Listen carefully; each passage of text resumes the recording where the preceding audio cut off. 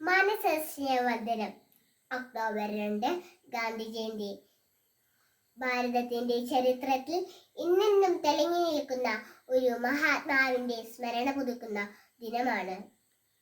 ലോകത്തിനു മുന്നിൽ ഗാന്ധിജി ഉയർത്തിപ്പിടിച്ച ഏറ്റവും മഹത്തായ ആദർശത്തെക്കുറിച്ചാണ് ഞാൻ ഇന്നിവിടെ സംസാരിക്കുന്നത്. അഹിംസയുടെ ആൾരൂപം ഗാന്ധി. അഹിംസയുടെ ആൾരൂപമായ ഗാന്ധി 156 വർഷം മുമ്പ് 1869 ഒക്ടോബർ 2 ഗുജറാത്തിലെ പോർബന്തറിൽ പിറന്ന മോഹൻദാസ് കരംചന്ദ് ഗാന്ധി എന്ന മഹാത്മജിയുടെ ഓർമ്മ ഇന്ത്യ എന്ന ഉപഭൂഖണ്ഡത്തെ മാത്രമല്ല, ലോകത്തിലെ സമാധാനകാംക്ഷികളായ സഹോദരങ്ങളുടെ എല്ലാം ഹൃദയങ്ങളെ ത്രസിപ്പിക്കുന്നുണ്ട്. കൂട്ടുകാരെ, ഒക്ടോബർ 2 ഗാന്ധി ജയന്തി, മഹാത്മാഗാന്ധിയുടെ ജന്മദിനം. ലോക മനസ്സിൽ സത്യത്തിന്റെയും അഹിംസയുടെയും ആൾരൂപമായ ഗാന്ധി ഇന്നും വീണ്ടും ഉയർക്കുകയാണ്. ജനകോടികളുടെ മനസ്സിൽ ഗാന്ധിസം എന്ന സമാധാന സന്ദേശമായി കാലം കാണാൻ കുതിച്ചിറങ്ങിയ ഒരു സുന്ദര സ്വപ്നമായിരുന്നു ഗാന്ധി.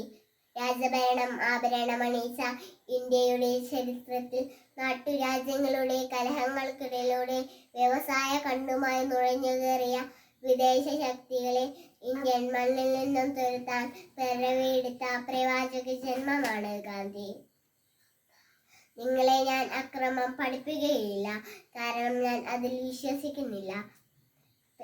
എന്നാലും ആരുടെ മുന്നിലും തലകുനിക്കാതിരിക്കുന്നത് എങ്ങനെയെന്ന് നിങ്ങളെ പഠിപ്പിക്കാൻ എനിക്ക് സാധിക്കും എന്ന് പ്രഖ്യാപിച്ചുകൊണ്ടാണ് ഉദാത്തമായ മാനുഷിക മൂല്യങ്ങളുടെ ചലിക്കുന്ന മണ്ണിരമായി ഗാന്ധി ഇന്ത്യൻ നാഷണൽ കോൺഗ്രസിന്റെ മുൻനിര നായകനായി സ്വാതന്ത്ര്യ സമരത്തിന്റെ മുന്നിലുള്ള പോരാളിയായത്.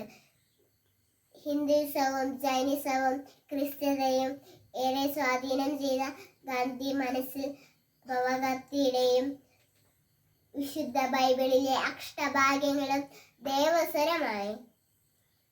ഒരാൾ ചിന്തിക്കുന്നതും പറയുന്നതും ചെയ്യുന്നതും ഒന്നാകുമ്പോഴാണ് യഥാർത്ഥ സന്തോഷം അയാൾ അറിയുന്നത് എന്ന ഗാന്ധി സൂത്രം അദ്ദേഹത്തിന്റെ ഹൃദയത്തിൽ നിന്ന് ഊർന്നു വീണതാണ്.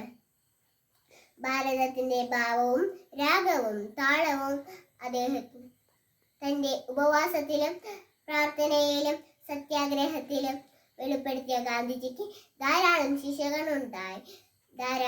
രാജ വിനോബാവെ, സർദാർ വല്ലഭായ് പട്ടേൽ, മീരാബാഹൻ, C.S. ആൻഡ്രൂസ്, നർഹരി പരീഖ്, രവിശങ്കർ വ്യാസ് തുടങ്ങിയ പ്രമുഖർ ഗാന്ധിസത്തിന്റെ അധ്യാപകരായപ്പോൾ ഗാന്ധി കാലം രുചിച്ചറിഞ്ഞ ഇന്ത്യയുടെ ഉപ്പുരസമായി. ഗാന്ധി ജയന്തി നമുക്ക് സേവന ദിനമാണ്. മുൻപ് ഇത് സേവന വാരമായിരുന്നു. ക്ലാസ്സിലെയും മുറ്റത്തെയും കല്ല് പരക്കിയും മുല്ല് പറിച്ചും മാത്രം നമ്മൾ ഈ ദിനം ആചരിക്കരുത്. ഭാരതീയന്റെ സാമൂഹിക വളർച്ചയുടെ വഴിയിൽ തടസ്സമായി കിടക്കുന്ന എല്ലാ ചിത്രവാസനകളുടെയും മാലിന്യങ്ങൾ തൂത്തെറിയാൻ നമുക്ക് സാധിക്കണം. ഇന്ത്യ സ്വാതന്ത്ര്യ വഴിയിലൂടെ നടക്കട്ടെ. അതിനായി നമ്മുടെ ക്ലാസ്സും സ്കൂളും പരിസരവും നമുക്ക് ലഹരി മുക്തമാക്കാം.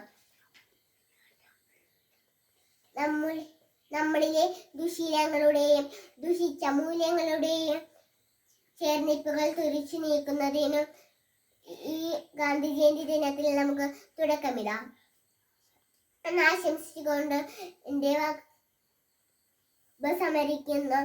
നന്ദി, നമസ്കാരം. ഭാരത് മാതാ കി ജയ്.